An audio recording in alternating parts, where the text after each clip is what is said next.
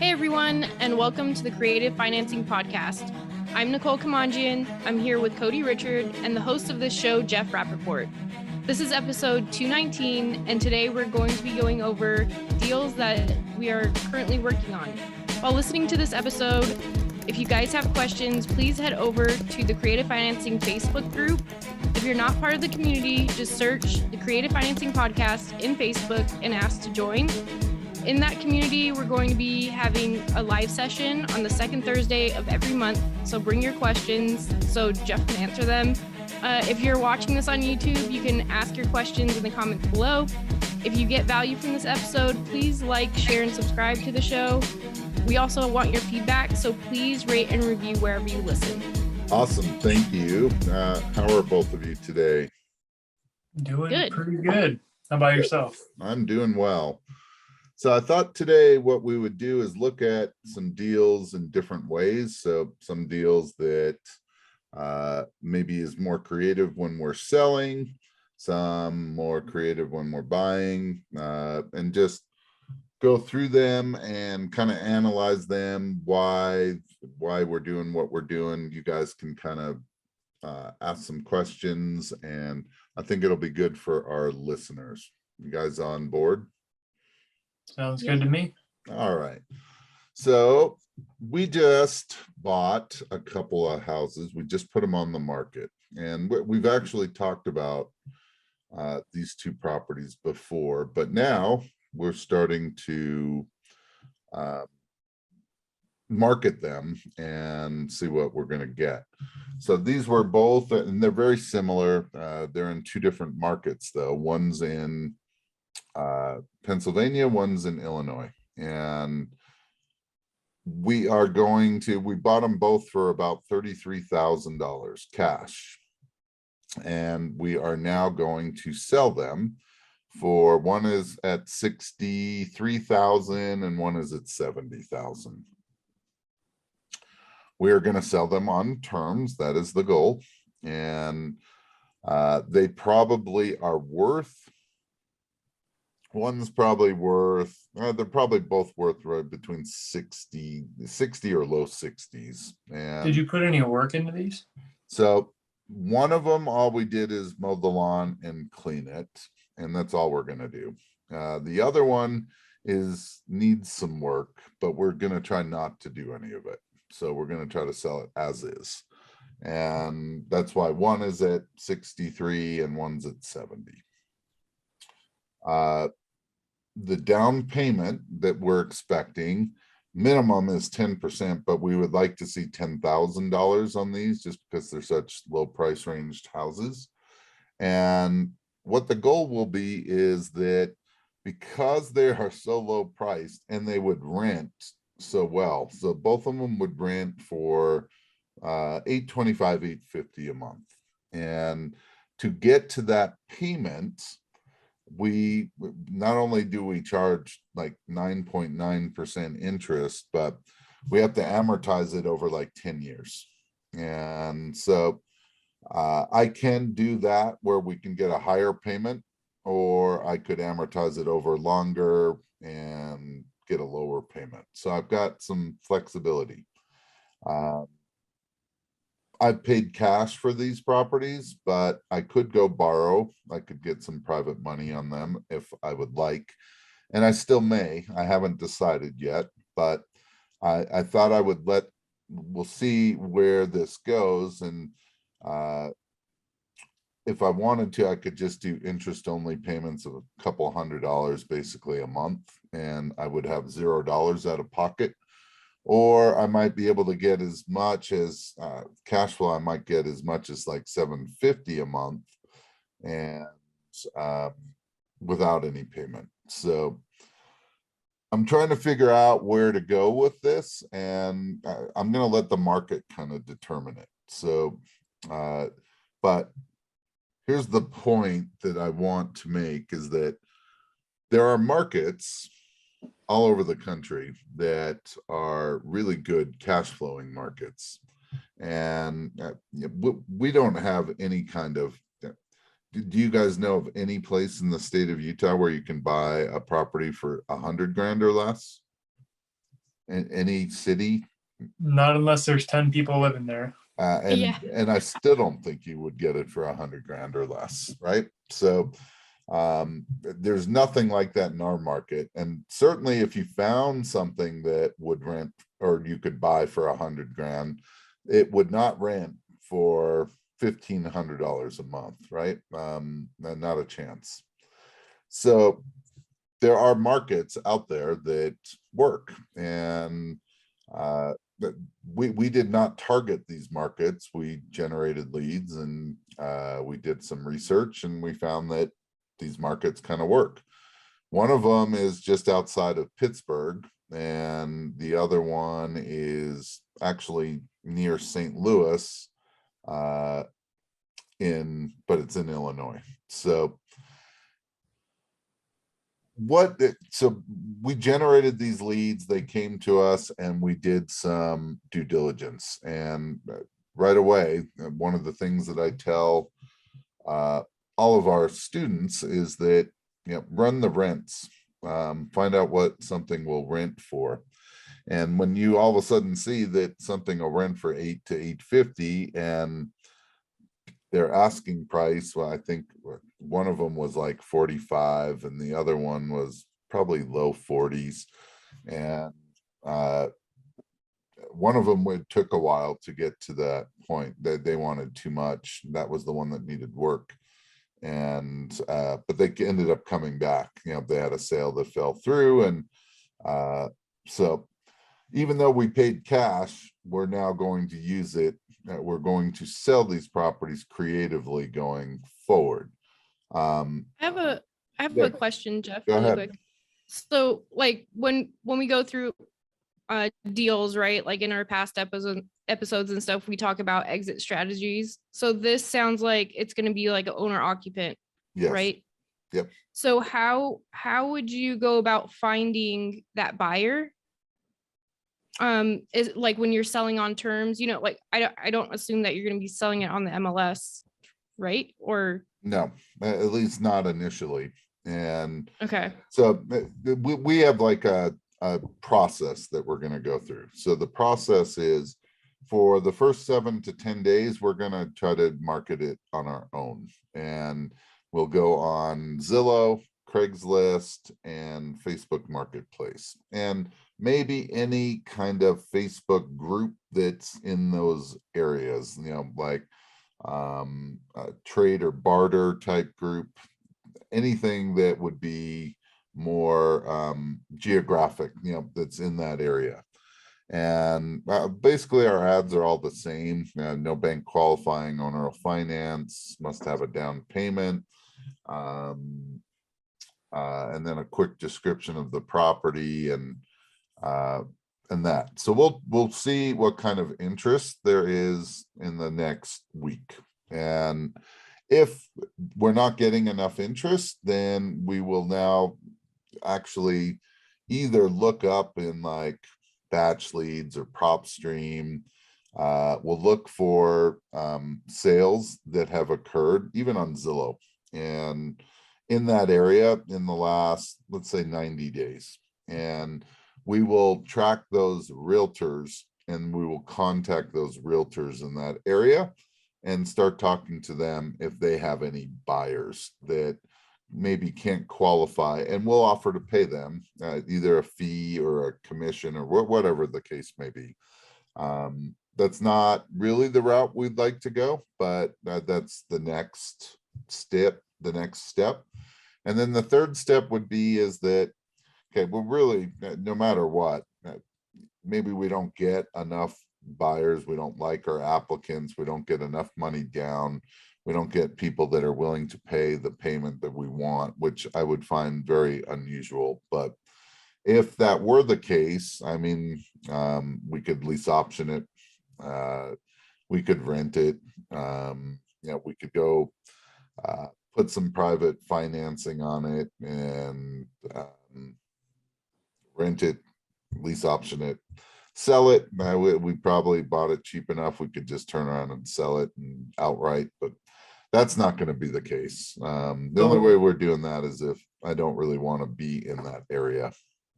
So for these ones, you're choosing owner occupant just so you can have cash flow, or you are just the bank. You can get some sort of down payment. Is that Yeah, correct? yeah. Okay. I'm not absolutely opposed to selling it to like someone that would want to rent it out. However, if I'm doing that, then more than likely that they're not going to pay $750 if you can get 850, Yeah. and that's not with taxes and insurance. So I would have to be okay taking like 550, maybe five, and I doubt that I would. I don't see any reason why I would want to do that. Any other questions? Only one clarification. So since you bought this property cash and you're not the owner of it, that's why you're able to list it on Zillow or Realtor.com as for sale by owner. If it Yeah. was just strictly wholesale, you wouldn't be able to do that, correct? Well, we own it, so we bought Yeah, it. yeah, Yeah. yeah. So we can do whatever we want, right? Mhm. So Yeah. I just wanted to clarify that if it was a wholesale, if it was a wholesale. yeah.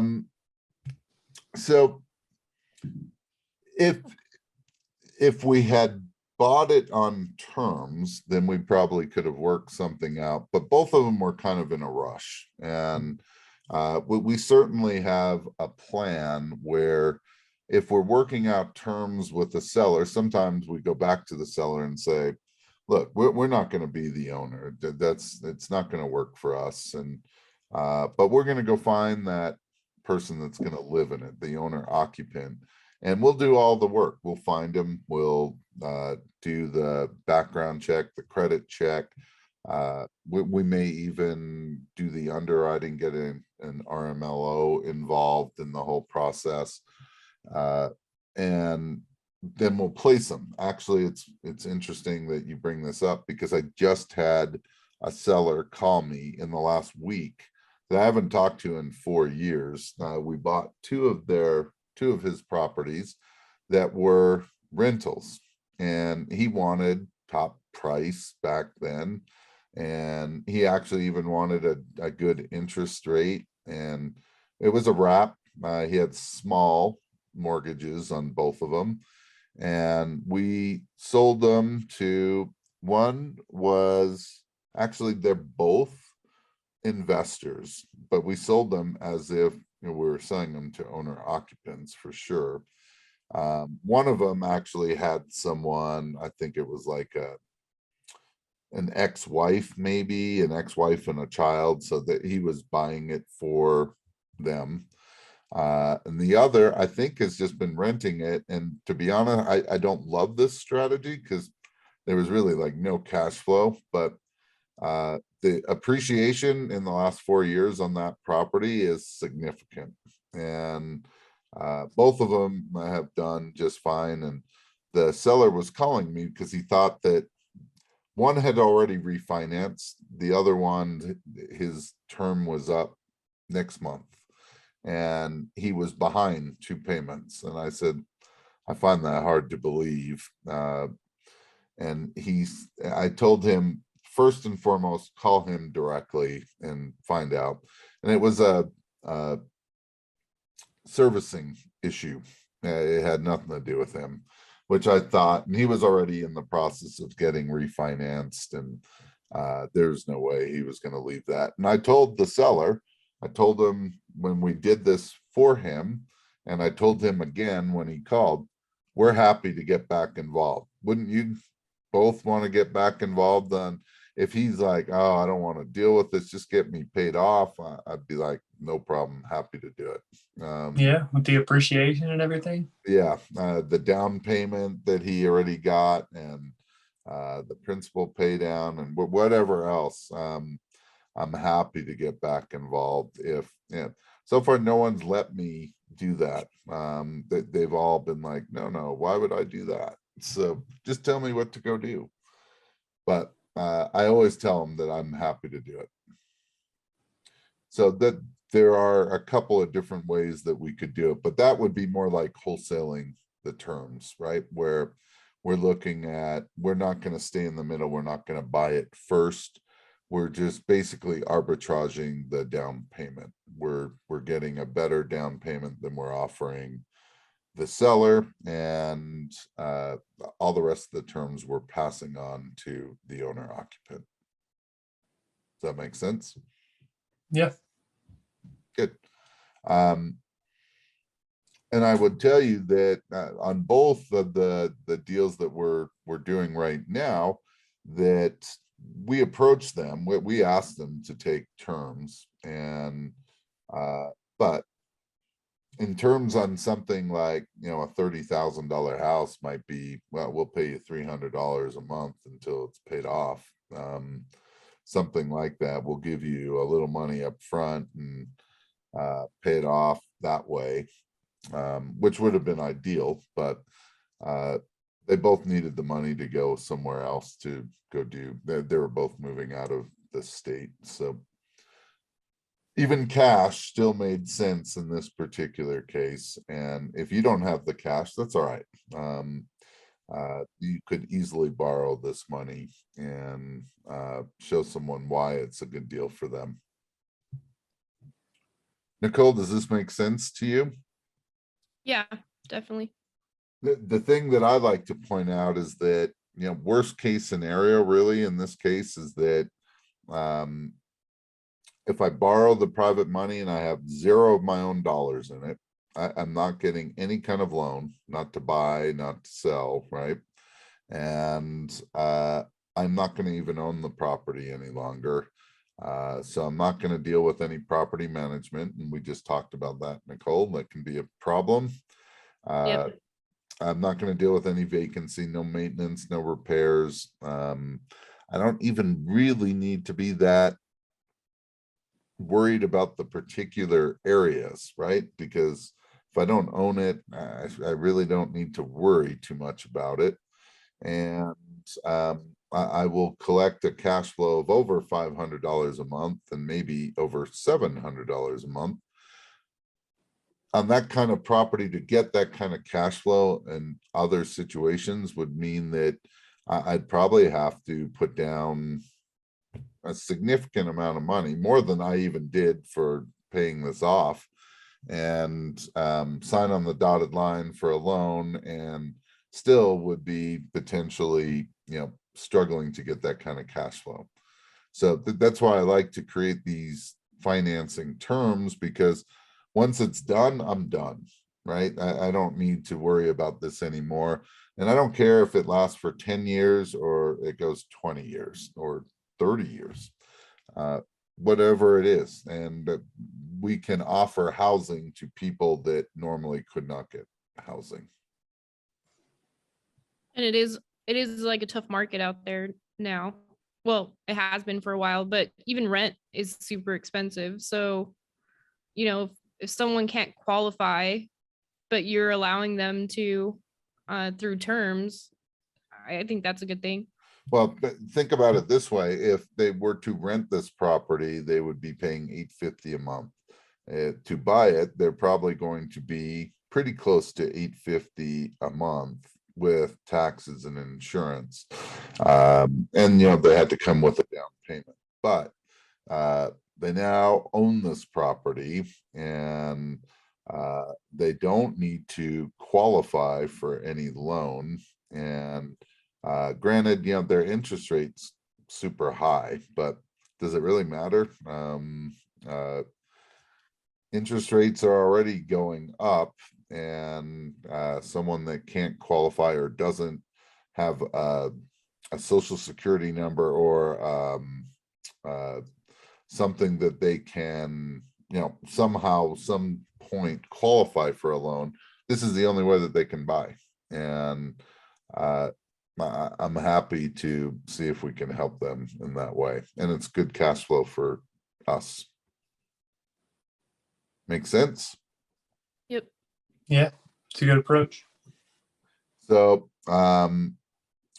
on the next episode, we'll talk a little bit about a different house and a different strategy that we're looking at doing. And And then in our third episode, we'll look at a couple of commercial deals and why we are doing what we're doing on those. So, And one quick side note on that, something I really liked about that one is that you had multiple exit strategies. You had your preferred one because you're not just getting it under contract and trying to figure a way out. I know you bought it cash, but you have multiple ways that you're making sure it gets taken care of, making sure you cover your butt, get the seller taken care of and everything. So, well, and that's the key, isn't it? And at least in my opinion, that if you're going to make that commitment, right? So we've been primarily wholesalers for the last 7 years, trying to move away from that now. And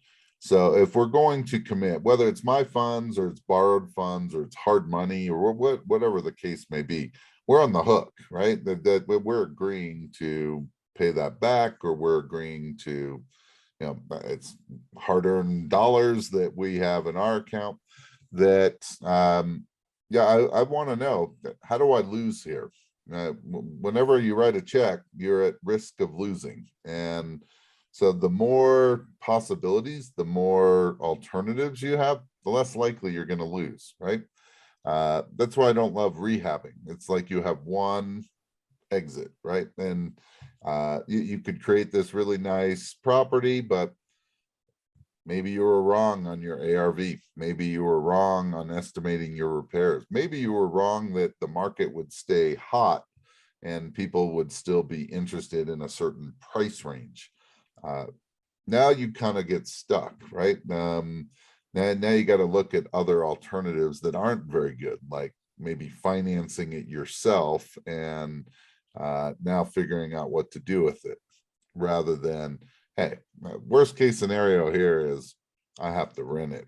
And that's not what I want to do. That's almost for sure not going to happen. But worst case scenario is I'll rent it and I'll make $850 a month, right? And I'll hold it for a while. Worst case. I like when the worst case doesn't hurt me, that's good. All right, why don't we wrap this up? If you are interested in, well, first of all, rate and review us, please. Our goal is to try to get to more and more people and help more and more people. If you're interested in any kind of furthering your education, there are links below, I believe, and we do a free virtual education every single month, the second Thursday of the month. And we are looking at really helping people learn how to use creative finance, because what is happening right now in the market is only going to help us go forward, and super excited about it. So go out and create some terms.